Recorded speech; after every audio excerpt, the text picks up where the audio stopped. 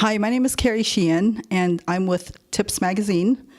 And here with me today is Duyen Nguyen, and I'll be asking her some questions. But first, I'd like to have her speak and let her tell you her background and how long she's been an attorney and all that. So here you go. Well, hello, Carrie, and thank you so much for having me do this interview. I am an attorney here in based here in San Francisco.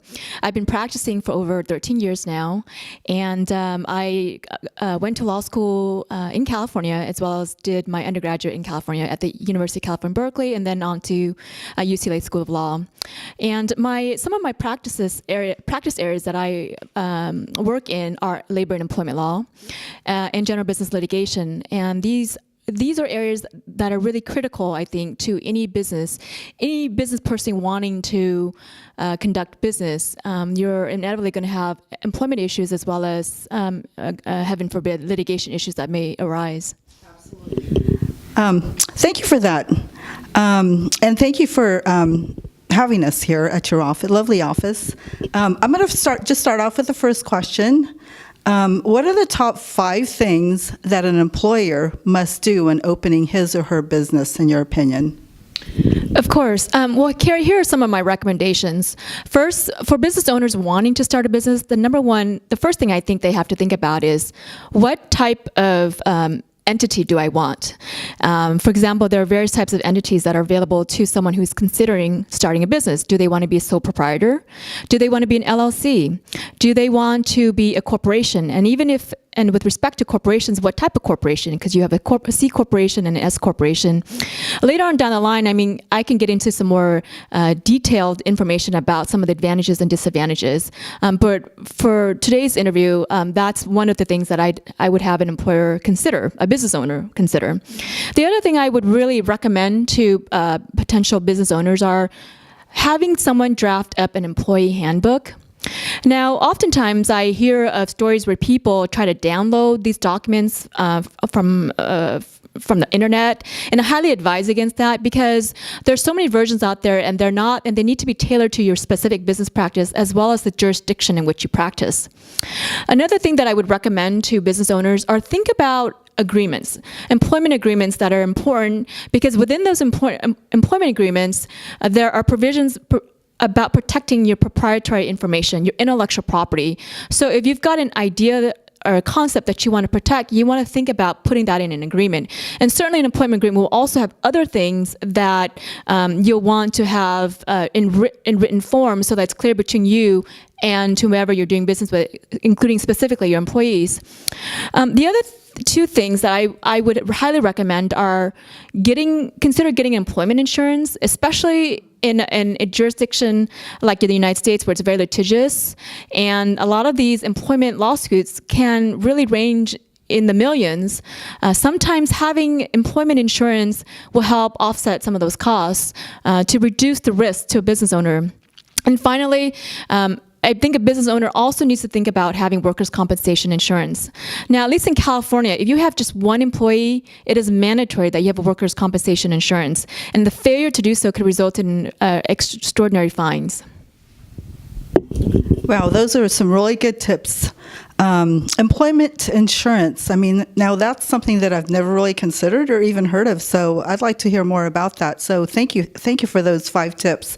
The second question that I have is the most common mistakes employers make with their employees, in your opinion? I think some of the common mistakes include, for example, what I may have alluded to before about not having an employee handbook, because having an employee handbook really sets forth in written form clear policies and procedures that govern the employment relationship.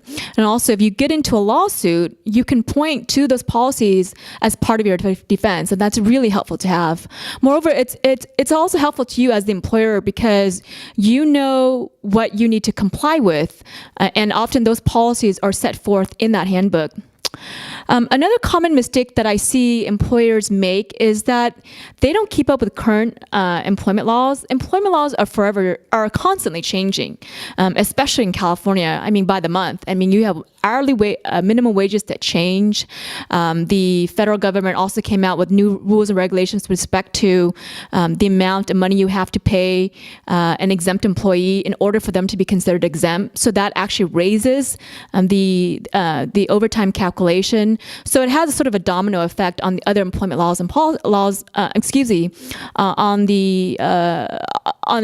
your other employment practices. So it's really critical that they keep up to date with the ever-changing employment laws.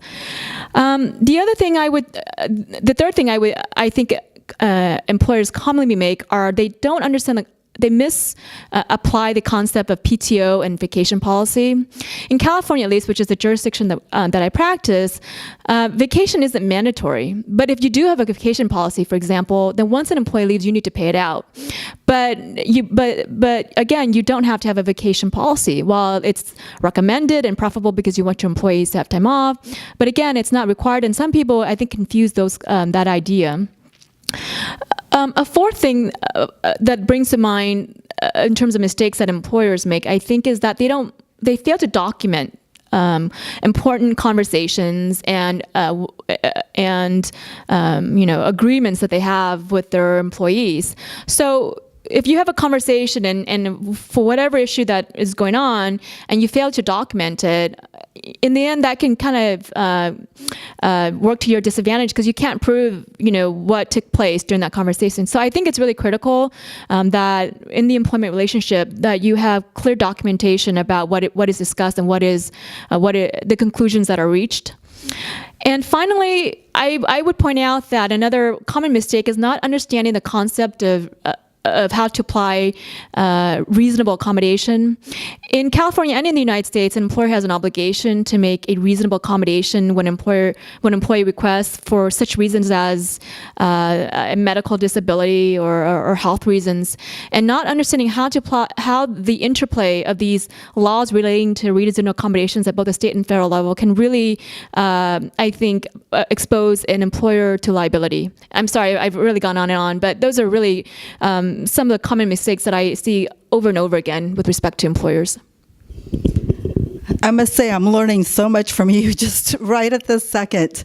We're just skimming the surface at the moment. Yeah, I mean, as you're speaking, I'm just coming up with more questions in my head. So I don't know if we have time to actually do that. The one thing that you had said, documentation. I know documentation is always key, but should you also have a witness in there with you when you're documenting or reprimanding or whatever you're doing with that employee?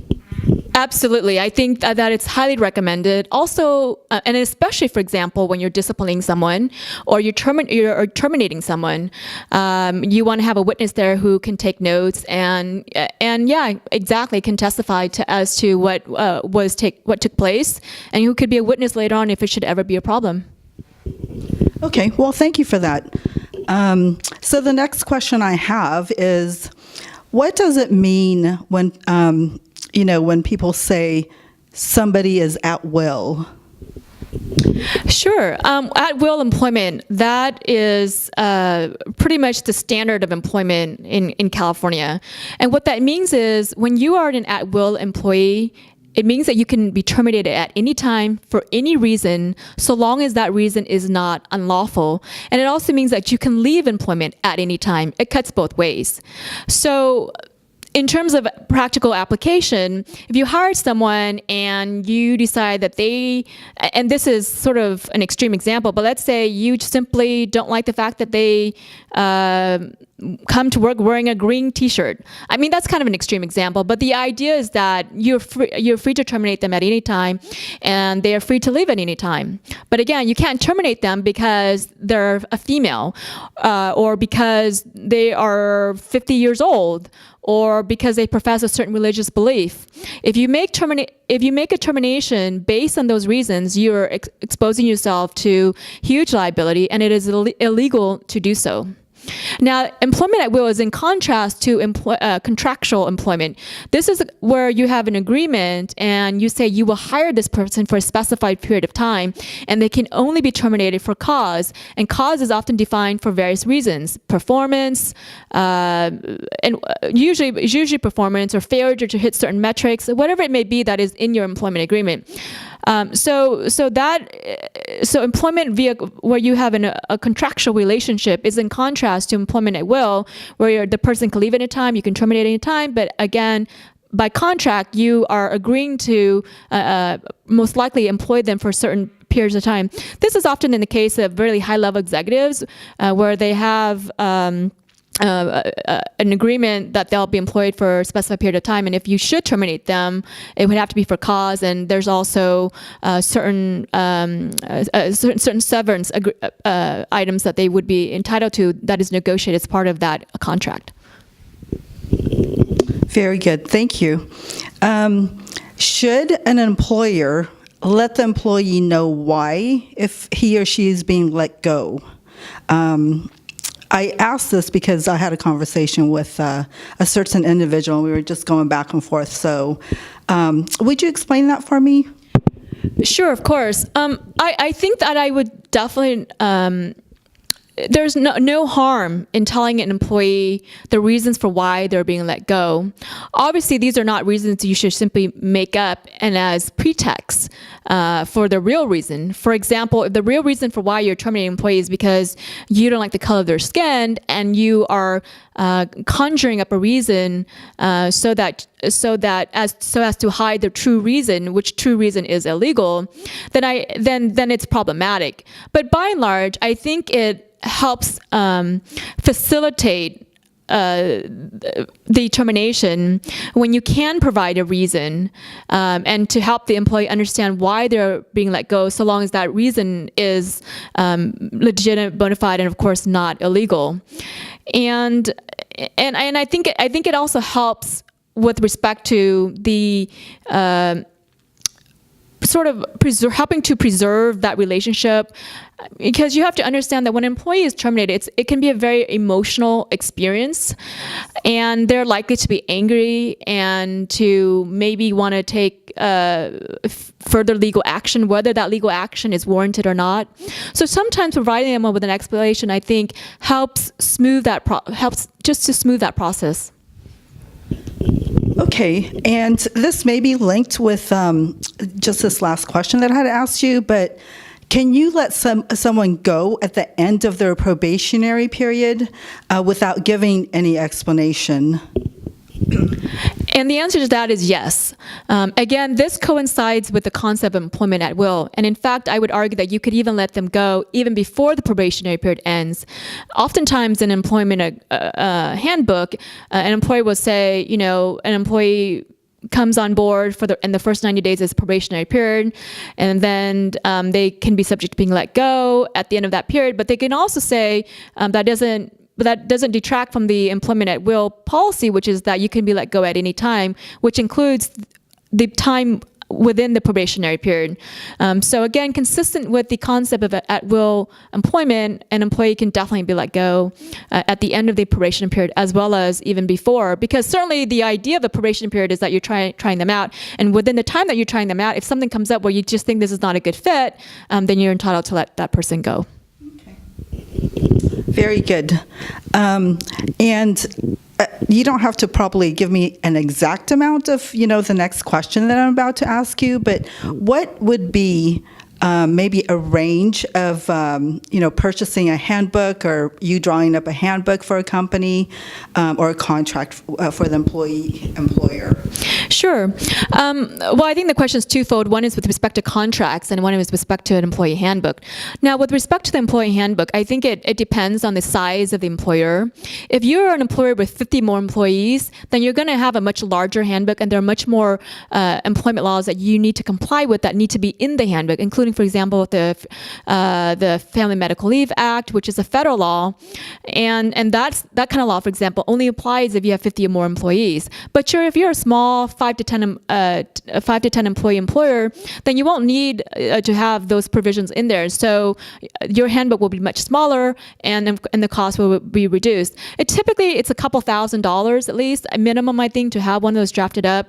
And a lot of it is just a lot of that time is spent communicating with the business owner regarding their business practices and understanding their business, so that those laws and those policies can be adapted to their specific needs. And that, I think, is really what's critical. And that's why I don't recommend that people go online and download something, because oftentimes they end up wedding themselves to policies that they don't need to be compliant with, and then that exposes them to liability unnecessarily.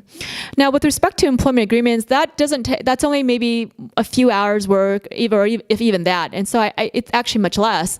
But those can be crafted pretty easily. They're not as involved and labor intensive as opposed to employee handbooks. The next question, what's the costliest litigation you had done, and how could that have been avoided? To be honest, Carrie, in some instances, no amount of prevention can prevent a lawsuit that will come. But that being said, I think an ounce of prevention is definitely worth the cost. So I think the most costliest litigation that I've seen and that I've experienced in the employment context is our class actions involving wage and hour violations, as well as issues of misclassification. But by wage and hour, I mean issues dealing with whether the employee got to take their meal and rest breaks, and whether the employer documented that they took that meal break, for example. And when you compound that with a class action where you have hundreds of employees or hundreds of class members, even if one person only missed a few hours of their meal break, the penalties can be compounded. And similarly, the same thing with misclassification, which is a huge issue right now going on in the news. I don't know how many of some of your viewers are aware, but in California, for example, a lot of the shared economy industries such as Uber and Lyft have been facing these types of wage and hour, employment class action type claims. And the result was a settlement, but it was, I think, I don't want to quote me, it was somewhere in the millions or billions, but suffice to say, it was a lot. And so I think, and certainly a lot of the business owners are not there of the Uber and Lyft extreme in that, but still, I think if you can consult with legal counsel on your employment practice, it will go a long way towards reducing future litigation. Wow. So much I've learned. Uber and Lyft, I've never even thought of going in that direction with this interview today. Thank you for that information. Something to really think about. And I think this is the last question that we have at the moment. So what would be the best advice you can give to new business owners with less than 50 employees or more than 50 employees? Well, Carrie, I'll keep my answer brief on this. And I think really the best advice would, especially if you have more than 50 employees, but even if you didn't have more than 50 employees, whether more or less, I would say really consult with legal counsel on your employment practice on an ongoing basis. Don't try to go at it alone, because oftentimes you would just get into trouble, and you probably, if you think you're doing something wrong, you probably are doing something wrong, because employment law actually is not that intuitive. And I'll just give you an example. I had a situation where I think a few years ago where employer was of the opinion that if they didn't allow an employee to work overtime and an employee worked overtime, then they should not pay them. Well, no, in contrary to our, I think, natural thinking, the law is that if an employee works overtime, you have to pay them whether you authorize it or not. But your remedy really is to terminate them or discipline them for doing so. But at the end of the day, you still need to pay them for that overtime.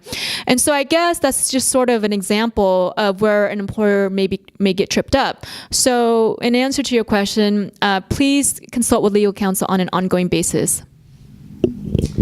Thank you, Zuan, for your time. I certainly have learned a lot, like I said, and to avoid anything that you can get tripped up with or get in lots of lawsuit, make sure you contact your local attorney, your labor attorney, and I certainly would recommend Duyen Nguyen at this time. So thank you so much. Thank you so much, Carrie. It's been a pleasure.